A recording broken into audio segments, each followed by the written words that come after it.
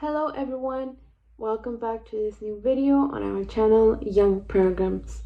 My name is Anna.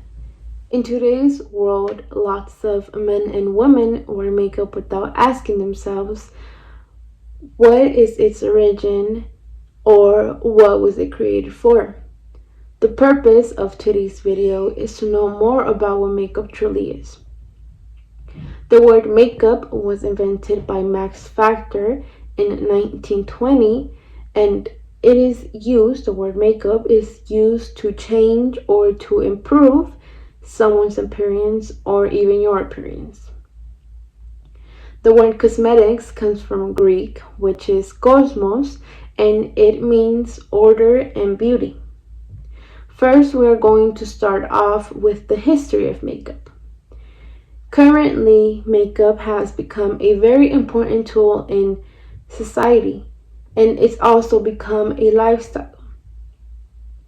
Many resources tell us that Egyptians were the first humans to wear makeup, but in the book of Enoch, we see that the fallen angels were the ones who taught women how to wear makeup, so that their eyes will look beautiful and seductive.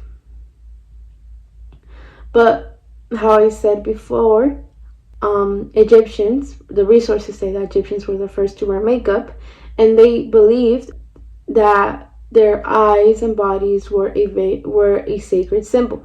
Now, not only women wore makeup, but also men would wear makeup.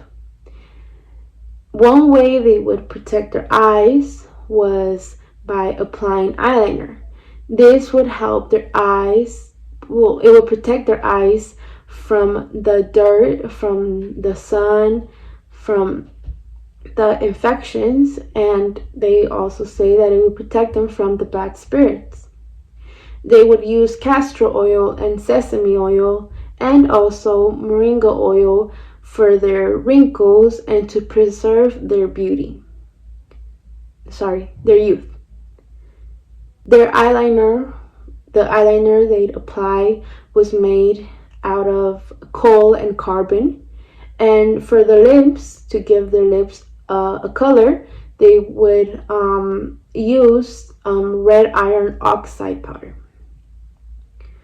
Many centuries later, in Rome and in Greece, people started to wear makeup. They would use honey and rose water for their skin, and not only that, but they would shower with milk so that their skin would brighten up. For a time, the Greek fashion consisted of having a very pale complexion and very thick eyebrows. It got to the point where a lot of women had a unibrow, and lots of women like to show how fragile and delicate they were. That is why they had their skin pale. In Japan, the Japanese women would wear makeup as a symbol of art for their dances, their music, and to entertain people. On the other side of the world, in America, the different indigenous ethnic groups also utilize makeup. They utilize makeup, and they will utilize it to identify themselves as a tribe. Not only for this, they would wear makeup, but they would also wear for their celebrations, for their rituals, and their wars. Undoubtedly, one of the times that most remarked makeup was in the Renaissance, which took place in the 14th century to the 17th century. In this time, men and women liked to have their faces extremely white, and for this they would use rice powder. Women like to wear makeup and wigs.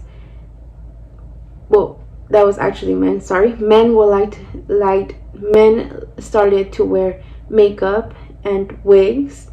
They will also paint moles in their faces.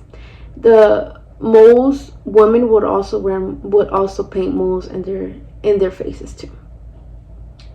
The more product they'd use would mean the more social status they had. In the 19th century, France became the cultural center of fashion and makeup and hairstyles. By the end of the 19th century, the world of makeup started to change, since the world of cinema, fashion, theater, and female liberation emerged. This changes the perception of makeup as a form of female strength and empowerment. Finally, in the 20th century, the world of makeup and cosmetics was perfected by big creators such as Max Factor, who we had mentioned before, who was the one that dominated the golden age of Hollywood, revolutionizing the world of glamour in movies, creating the most important beauty icons in history. One of the big creators was, well, Max Factor was one of them. The second one was Helena Rubinstein and Estee Lauder, who were the ones who revolutionized the world of makeup and cosmetics. And well, this is how makeup begins to come alive throughout these decades. Nowadays, men and women have the option to wear makeup or not. The truth is that people aren't satisfied with themselves, and because of this, they try to hide their errors under makeup. Most of the makeup trends are inspired by celebrities or influencers. That's why today's youth see celebrities and influencers as a figure they want to be, and they don't accept the way the creator created them in their natural form. In the scriptures, for the biblical perspective, we see that in the scriptures, we don't see women using this type of product, except for Jezebel, who was a foreigner queen, and she is mentioned in the book of 2 Kings, chapter 9, verse 30, which says, "Then Jehu went to Jezreel. When Jezebel heard about it, she put on eye makeup, arranged her hair, and looked out of a window. As Jehu entered the gate, she asked, 'Have you come in peace, you Zimri, you murderer of your master?'" Jezebel tried to persuade Jehu, and she did this with the use of makeup, which at the end, it didn't happen. In the verses 32 and 33, her death is mentioned, and we read, "He looked up at the window and called out, 'Who is on my side?' Who? 2 or 3 eunuchs looked down at him. 'Throw her down,' Jehu said. So they threw her down, and some of her blood splattered the wall and horses as they trampled her underfoot." We see that at the end, her conduct was reproved by the Eternal after her death. In conclusion, the question we may have is, As believers, how should we see this action of wearing makeup? Should we be involved in this lifestyle? Us as believers, we shouldn't practice these actions. And although there isn't a specific commandment about wearing makeup, but we find in Deuteronomy 18 verse 9, which says, "When you enter the land the Eternal your Elohim is giving you, do not learn to imitate the abominations of those nations." Now, if we recap what we saw in this video, we see that the fallen angels were the ones who taught humanity these actions. Also, the first humans who wore makeup, of what the resources say, were the Egyptians, the Romans, and the Greeks. Therefore, they were pagan cultures.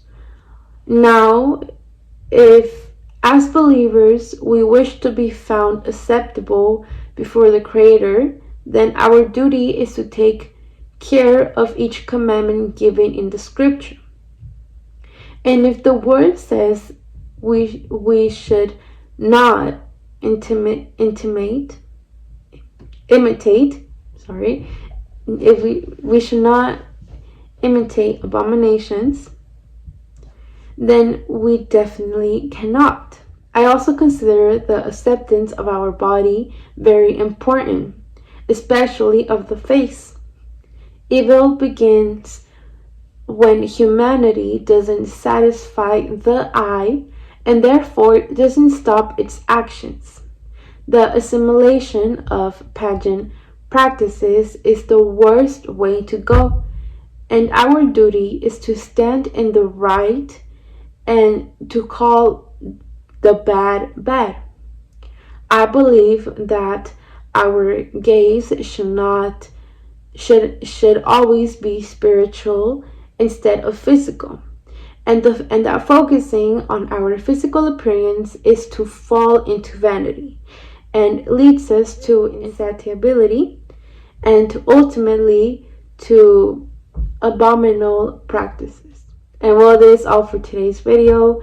We also have this theme of makeup in Spanish, which is by Sister Jackie Jimenez. If you want to check it out, you could go to our channel. And well, I hope you have an amazing day or night. And well, bye.